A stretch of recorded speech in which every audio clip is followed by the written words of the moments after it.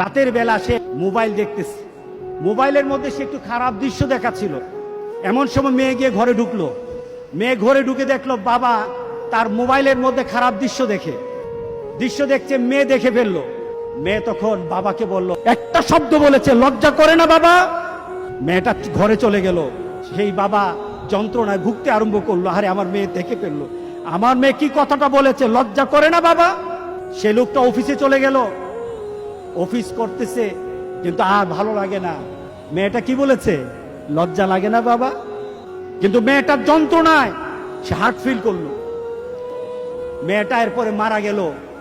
বাবা যখন বাড়িতে ফিরে আসলো, বাবার মাথাটা নোয়া, লজ্জিত একটা মুখ। এখনই আমার মেয়ের সাথে দেখা হলে আমার কানে বাজতেছে, আমার মেয়ে আমাকে বলেছে, লজ্জা লাগে না বাবা? আমি কিভাবে আমার মেয়ের সামনে যাব? এই চিন্তা যখন করতেছে, এমন সময় দরজা খোলার সাথে সাথে একটা চিৎকার শুনলো।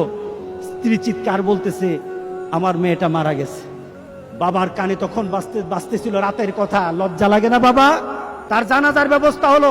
মেয়েটাকে যখন কবরের মধ্যে দাফন করে দেয়, কবরের মধ্যে রাখা অবস্থায় বাবা চিৎকার করার কথা ছিল, বাবা চিৎকার করে নাই, বাবা হেসে দিয়েছে। তাকে জিজ্ঞাসা করলো, তুমি হাসছো কেন?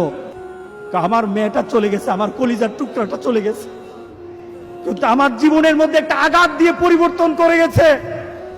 যেই নীতিতে আমি আমার চরিত্রকে নষ্ট করছি, আমার ঈমানকে নষ্ট করে দিতেছি, আমার মেয়েটা হারিয়ে ফেলেছি, কিন্তু আমি আমার আখিরাতকে বুঝে ফেলেছি।